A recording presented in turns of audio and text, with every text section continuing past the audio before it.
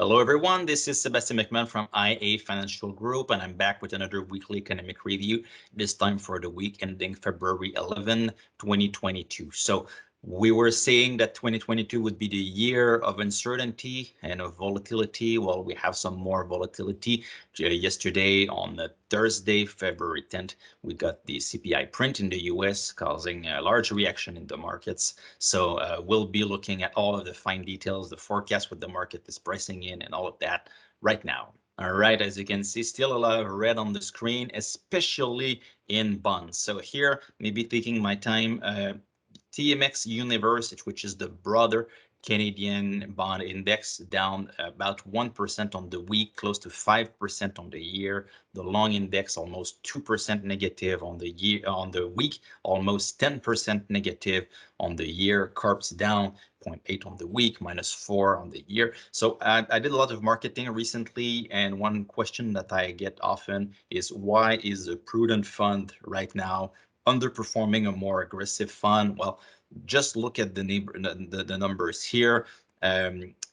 TSX is up 1.64% year to date, and the bond index is down about 5% year to date. So of course, year to date, I mean, we've had just 5 or 6 weeks here to the year, and we're already down that much on bonds. So of course, prudent funds, there's more bonds than stocks in there. So bonds are underperforming stocks. So prudent funds will be underperforming more aggressive funds because of this mismatch in weights. So that's why you need to invest for the long term, and over the long run, bonds are less volatile. They protect the downside much better, but it's not always the case week by week, month by month. So that's why we have this picture right now. So if you keep a long-term perspective, bonds are a good diversifier, are a good way to protect the downside. But when you're just about to see a hiking cycle, rates are going higher, that means that the price of bonds goes down. So we're going to have some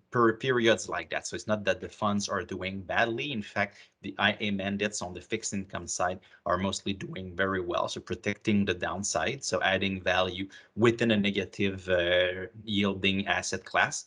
So it's doing its job. And in the funds that we manage, the diversified funds, we used to be very tilted towards growth in 2020, 2021. So more NASDAQ in there, more S&P 500. And we started pivoting in late 2021.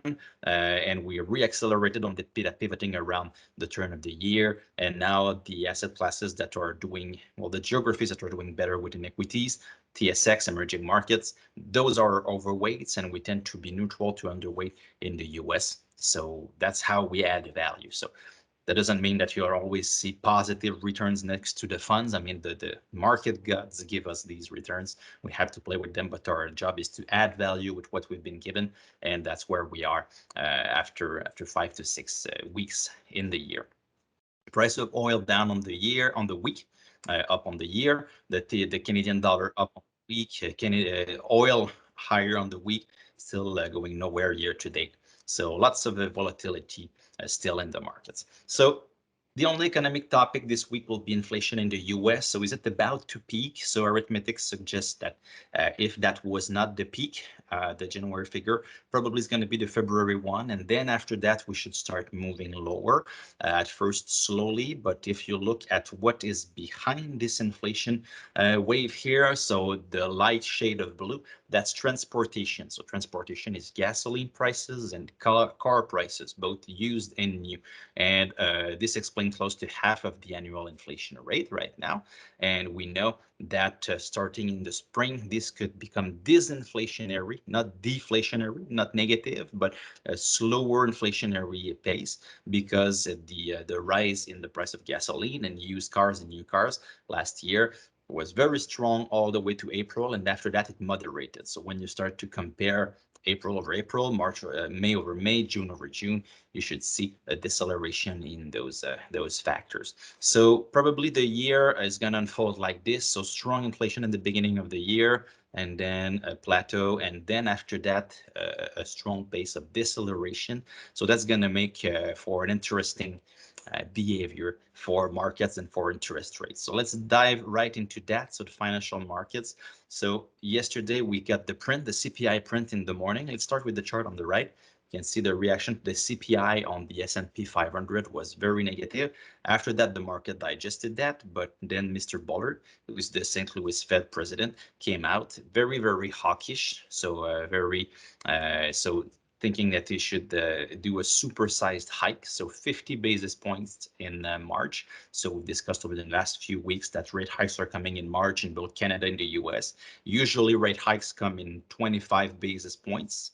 So a quarter of a percent, that's typically what we see when there's a hike or a cut. He's supporting twice that, so 50 basis points in March and 100 basis points by July. So very, very aggressive here, Mr.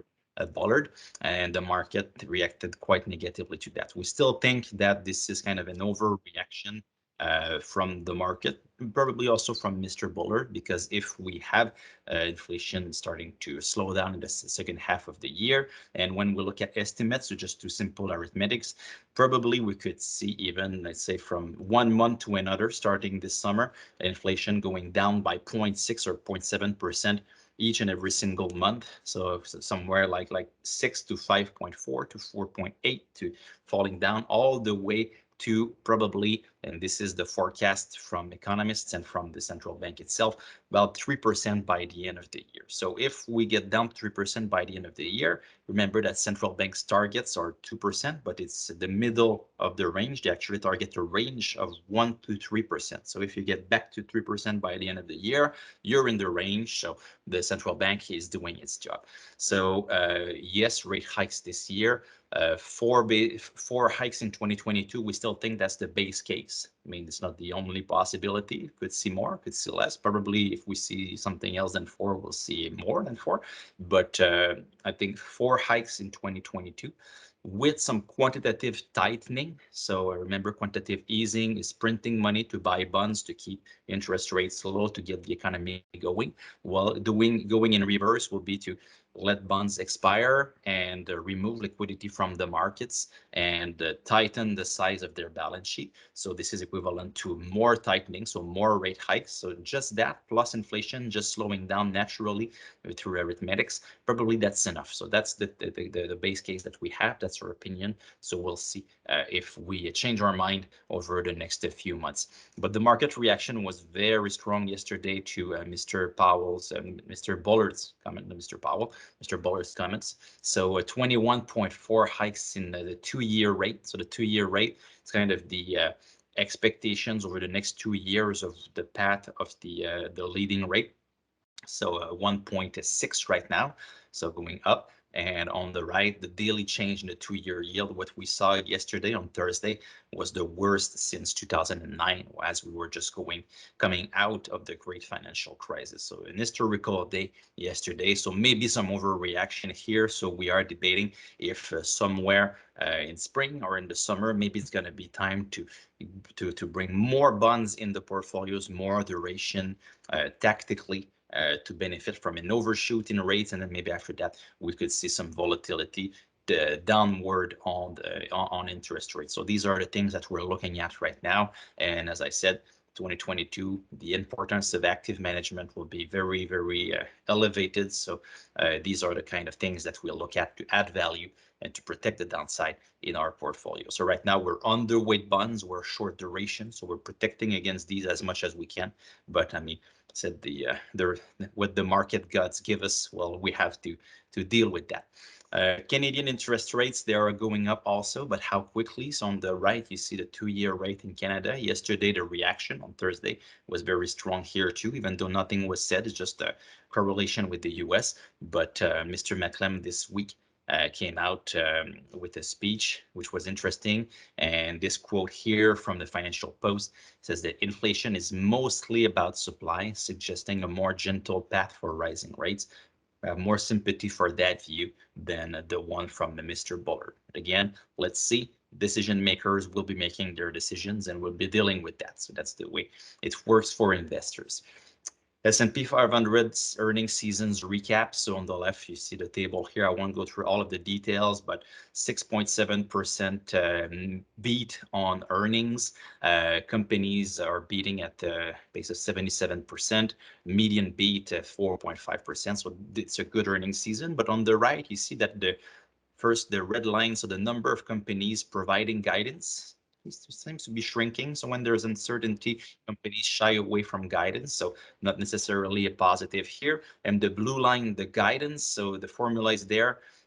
Positive revisions plus neutral revisions plus negative revisions. So when the line is low, like the blue line here, it's at the bottom since 2010. That means that the revisions are not actually pretty good. So looking at the next few quarters, maybe we could have some headwinds for earnings on the S&P 500, so more volatility to come. So we like to favor the TSX, we like to favor emerging markets, the US stock market. Maybe earnings could come under some pressure. So again, the year of uncertainty, the year of volatility, active management, that's what we do. The best investment you can make is the one that doesn't make you lose any sleep. So if you listen to that and you get nervous, talk with your financial advisor, make sure that you're invested in line with your profile. So again, it's a basic investment, but it's always useful to repeat these. So what to watch next week? Canada will have inflation. So next week I'll be showing you a Canadian inflation chart and go through pretty much the same story here. Retail sales, manufacturing sales, and in the US we'll have retail sales and industrial production coming out. So that wraps it up. ia.ca/economy, Twitter, LinkedIn. So I will be posting a PDF version of this presentation on LinkedIn right after recording here. So it's always a pleasure to serve you, and I'll be back again next week.